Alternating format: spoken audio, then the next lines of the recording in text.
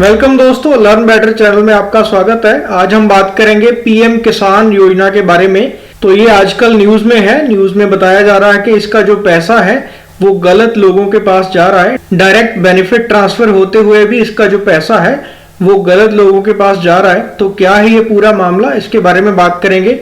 आज का हमारा एजेंडा रहेगा, पहले हम देखेंगे कि ये योजना है क्या, पीएम किसान योजना है क्या। फिर हम बात करेंगे कौन इस योजना का बेनिफिशियरी है, किसको इसका लाभ मिल सकता है और किसको इसका लाभ नहीं मिल सकता। फिर हम देखेंगे इशू क्या है, कैसे ये अमाउंट जो है वो गलत लोगों के अकाउंट में चली गई है, तो इस अमाउंट को रिकवर किया जा सकता है या नहीं किया जा सकता। तो शुरू करते हैं। शुरू करने से पहले चैनल को सब्सक्राइब कर लो, बेल आइकन को प्रेस कर लो ताकि आने वाली वीडियोस के नोटिफिकेशन भी आपको मिलते रहें। तो पीएम किसान का पूरा नाम है प्रधानमंत्री किसान सम्मान निधि योजना। तो ये एक सोशल सिक्योरिटी स्कीम है जिसमें स्मॉल और मार्जिनल फार्मर्स के अकाउंट में 2-2 हजार रुपया डाल के साल का 6,000 रुपया उनके अकाउंट में डाला जाता है। तो ये स्कीम जो थी दिसंबर 2018 में शुरू की गई थी। इसका जो काम है वो जनवरी 2019 से ही शुरू हुआ था। तो इस स्कीम में 6,000 रुपया एक साल का एक किसान फैमिली को देना है, ना कि एक किसान को देना है।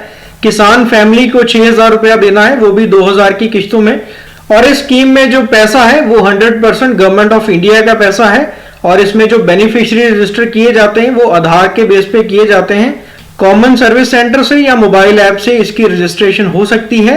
और इसे बताया जा रहा है कि ये strong and secured validation process है। इसमें कोई भी गलत बेनिफिशियरी जो है वो ऐड नहीं हो सकता। सो आधार के बेस पे ही ऐड होने हैं। तो इस स्कीम में जो टारगेट है वो रखे गए हैं 12 करोड़ फार्मर्स। तो 12 करोड़ फार्मर्स को इस स्कीम का जो है बेनिफिट मिलना था। तो इस स्कीम में काफी जो इंस्टॉलमेंट्स हैं वो लोगों के अकाउंट में जा चुकी हैं। अभी लास्ट ईयर में दिसंबर में भी इसकी जो एक इंस्टॉलमेंट है 2,000 रुपए की वो ट्रांसफर हुई है। तो इस स्कीम में देख लेते हैं बेनिफिशियरी कौन कौन है, कौन कौन एलिजिबल होता है इसमें। तो इसकी जो क्लैरिफिकेशन है वो दी गई है गवर्नमेंट ऑफ इंडिया की वेबसाइट पे। तो इन्होंने कहा है कि all land holding farmers families which have cultivable land holding in their name are eligible to get benefit under the scheme। जब ये स्कीम शुरू हुई थी तो कहा गया था कि स्मॉल और मार्जिनल फार्मर्स को इसका बेनिफिट मिलेगा, बट बाद में जो वेरिफिकेशन प्रोसेस है स्मॉल और मार्जिनल फार्मर्स का वो बहुत लंबा था और इलेक्शन का भी टाइम था। तो इसलिए स्कीम को सभी फार्मर्स के लिए बढ़ा दिया गया। तो इस स्कीम का जो लाभ है वो सभी फार्मर्स ही ले सकते हैं, चाहे कितनी भी जमीन उनके नाम पे है। तो इस स्कीम में बेनिफिशियरी कौन कौन हुए, कोई भी ऐसी फैमिली जिनके किसी भी मेंबर के नाम पे कोई जमीन है, कल्टीवेबल जमीन है, तो वो इस स्कीम के बेनिफिशियरी हो सकते हैं। कोई भी अर्बन या रूरल में से कोई भी हो सकता है, इसमें कोई डिफरेंस नहीं है कि कोई अर्बन में रहता है या रूरल में रहता है।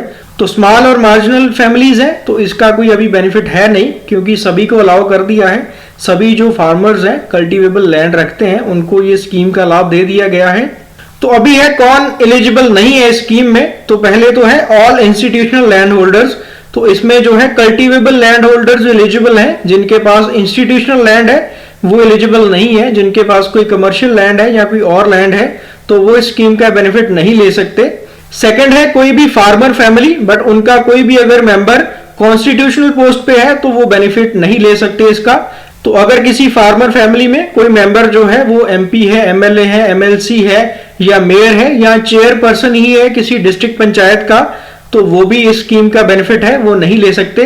फिर है कोई भी अगर गवर्नमेंट सर्विस में है, चाहे वो स्टेट की है या सेंटर की है, तो वो भी स्कीम का बेनिफिट नहीं ले सकते। कोई भी इनकम टैक्स भरता है तो वो स्कीम का बेनिफिट नहीं ले सकता। एग्रीकल्चर जो इनकम है वो इनकम टैक्स के अंडर नहीं आती। तो अदर जो इनकम है जिनकी जो इनकम टैक्स भरते हैं वो इस स्कीम का बेनिफिट नहीं ले सकते। कोई भी और प्रोफेशनल है, डॉक्टर है, लॉयर है या इंजीनियर है, तो जो भी प्रैक्टिस करते हैं तो वो स्कीम का बेनिफिट नहीं ले सकते।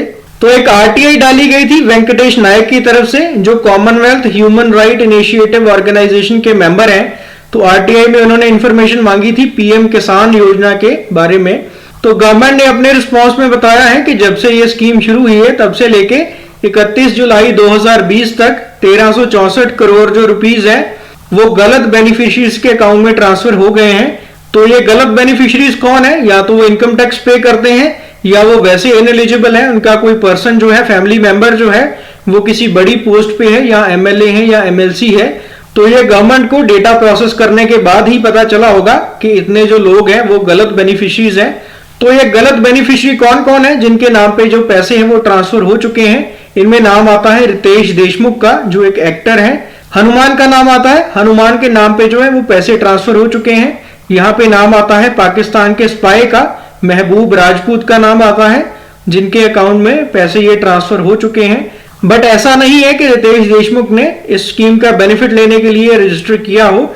तो ये जो रजिस्टर हुए हैं लोग, इनके नाम पे ये गलत लोग हैं, ये स्कैमस्टर हैं जिन्होंने इनका नाम यूज करके या आधार डेटा यूज करके या किसी का आधार नंबर यूज करके रजिस्ट्रेशन की है और बैंक के अकाउंट में जो है वो पैसे डलवा लिए हैं। तो ये डायरेक्ट बेनिफिट ट्रांसफर वाली स्कीम है जिसको मानते थे कि ये सही है और गवर्नमेंट इसको इम्प्लीमेंट कर रही थी।